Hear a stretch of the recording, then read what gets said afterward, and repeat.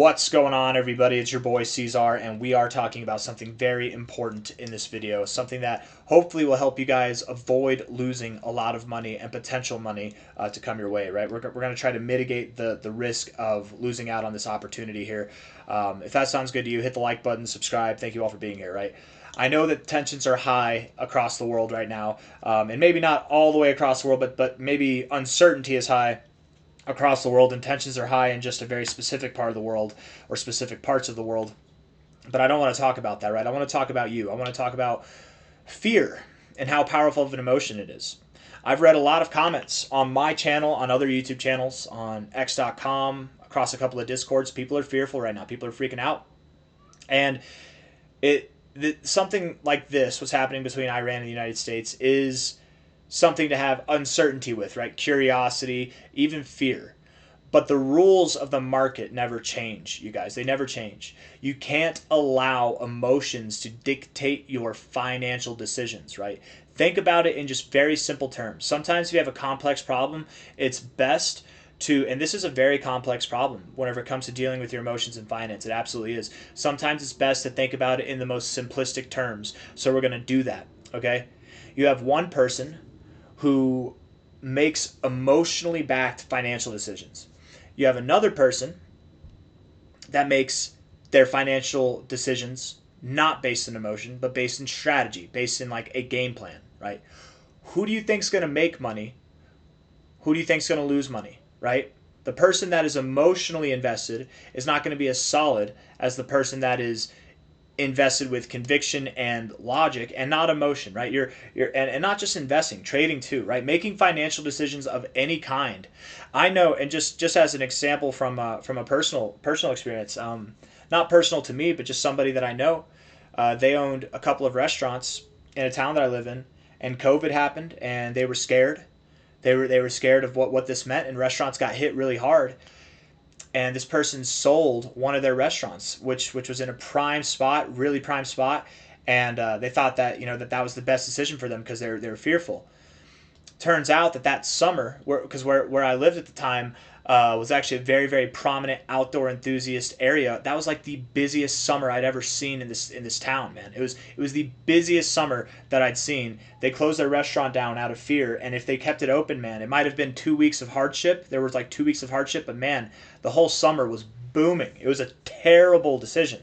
And things are all good now, but I'm just saying that's like one example. Me, I've seen I've seen some things like China banning Bitcoin, China making Bitcoin illegal, the SEC going after XRP and selling out of my XRP bags at the worst possible time, right? And this is nothing compared to people dying and war being had, right? But anytime that I've made emotionally backed decisions myself, whenever it comes to investing and finances with crypto, more pertaining to the markets specifically, it's always bit me in the ass. It's never been. And the thing is, if negative things are happening, if conflicts, if fearful things are happening, and we're in a bear market, that's one thing. Okay, maybe that agrees with the market circumstances, but we're in a bull market, guys. We are in a bull market. The drop that we're seeing now is not congruent with a drop that we would see if this was like breaking market structure, if this was something that was terrible and long lasting and just takes the bull market off its tracks. That's not happening. That's not happening. Moments like this, and we have, think about what's going on, right? There are institutional players buying billions of dollars worth of Bitcoin every week, and you're selling, right? Smart money, the whales. They say if you want to make money in this game, swim with the whales, right? Ride those waves. Well, if you're selling right now, you're riding against the wave. You're crashing into it, right? The whales are buying. This is a war dip. It's what it is. There's a very famous saying. I don't know who said it first, but the best time to be greedy is when there's blood and fear in the streets. And unfortunately, this is quite literal this time around, right? Blood and fear in the streets is actually the best time to get invested in the markets. If you don't know this, it's only because you're new. And I'm talking to the new people right now. If you've been in at least one bull market, you've at least seen some kind of catastrophe or market ending seeming incident that's been driven by the news, right? This isn't the first time that I've been through a World War III scare in a bull market, right? We've had this happen before. And Not saying that that it can't happen, right? Anything can happen. But typically this stuff is overplayed by the media. The media plays on your emotions too.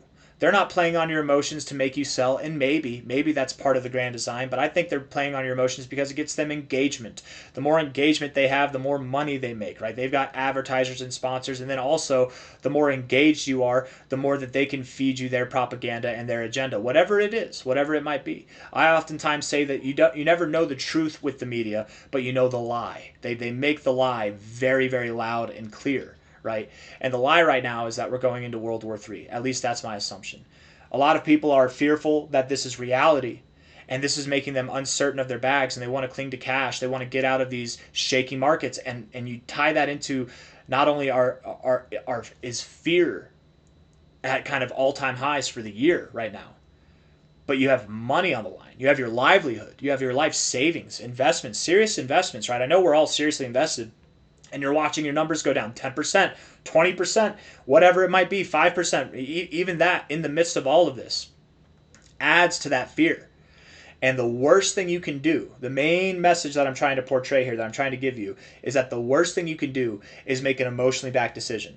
Do you need to sell some crypto because you have to pay rent, you have to pay mortgage, you have to, you're going on vacation, and this is part of the plan anyways? Like, okay, cool, whatever. Don't let me stop you. And don't let me stop you anyways. None of this is financial advice. But I would very much encourage you, if you are thinking about getting out of the markets right now, I'd very much encourage you to just hold out. Hold out for a week. Things might get worse before they get better, but hold out. It'll teach you good things. Imagine you sell right now and we drop tomorrow or the next day, right? We drop 2 days from now. You're going to feel so smart for selling. But then what about 3 or 4 days from now? We pump back up to where you sold.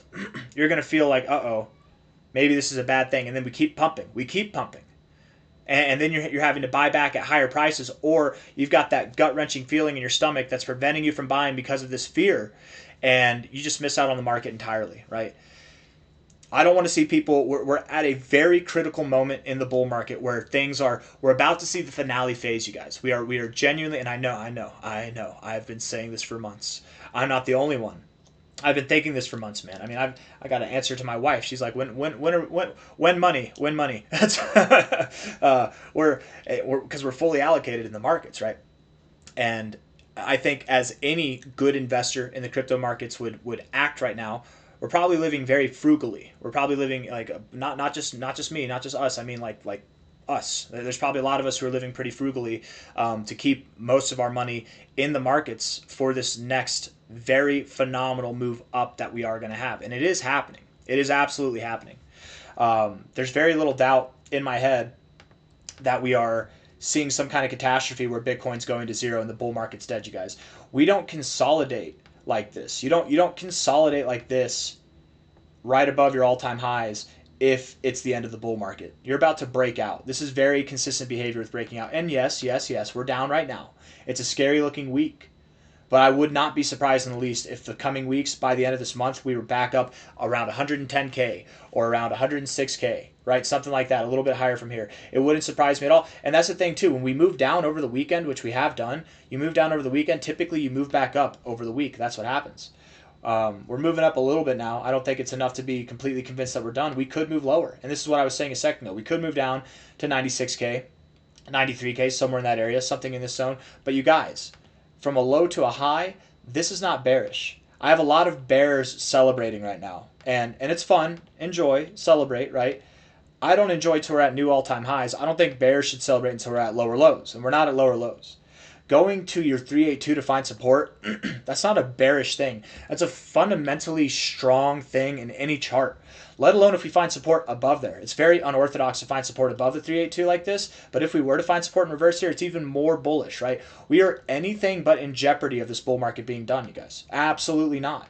That's not what's happening, okay? You look at the last bull market, whenever it ended. What happened here?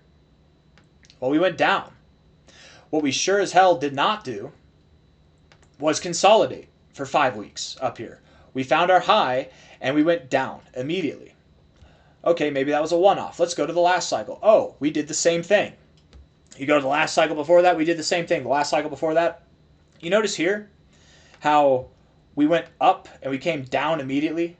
We went up and we came down immediately, and then here we consolidated. And what did we do? We went up, we back tested for support, and we continued to run. Do you notice that? Do you notice the difference? It's behavioral difference, right? It's completely different, and that's consolidating in these areas means you'll go lower or you'll go higher depending on the directional heading that you have, right? Here we are consolidating right now. There's very little, I would say 90% or more of a likelihood. There's very little chance that we're going to go down. There's a very high chance that we are still in a bull market. We're still primed, and this is just the most ample opportunity to buy. And again, the main message of this video in a nutshell is to just encourage you to seize the opportunity, and at the very, very least, to not fumble the bag at the worst time. We are arguably at the worst time to sell for the past 5 weeks across any crypto. I don't care what you're looking at, right? Maybe it's like 2 or 3 weeks for some cryptos. Maybe it's been 5 weeks for some. Maybe it's been more weeks for some. But we are at the worst time to sell for anything, not just crypto, but stocks too. It's the weekend. When crypto moves down over the weekend, it moves up over the week. That always happens, okay? That always happens. CME gaps to the downside, they don't always get filled. But CME gaps to the upside, like whenever we gap down, we have a gap to the upside like we do now, like we will have tomorrow whenever we open. Those always get filled. They've always been filled. Every single one of them, right? I got nothing else for you guys. I hope you make the right decisions. If you sell out of the markets, good luck. I hope all is well. I just hope you don't buy in at the high. And hopefully, no matter who you are, no matter what you're doing, even if you're emotional right now and you feel like you're doing the wrong thing by holding, if you hold, you'll come out, or you sell, you'll come out of this learning something, at least, right? You will learn something. That fear is a very powerful emotion, and that the media uses fear a lot for engagement and for other things, and that fear can drive you to make irrational decisions. When you say it out loud and you think about it, it's so clear, but when you're fearful in the moment, it might not be clear. I have a feeling once the dust settles, metaphorically or realistically, it'll become more clear for everybody. So that's all I wanted to say. Hodl, hold your bags, buy more, buy the dip. When others are fearful, when there's blood in the streets, you need to be greedy. It's a good practice to be in. It's unfortunate, but most money is made off of other people's poor choices. Don't be one of those people. Hit the like button, subscribe. Thank you all for being here. I'll see you on the next one. Take care of yourselves, all right? Bye-bye.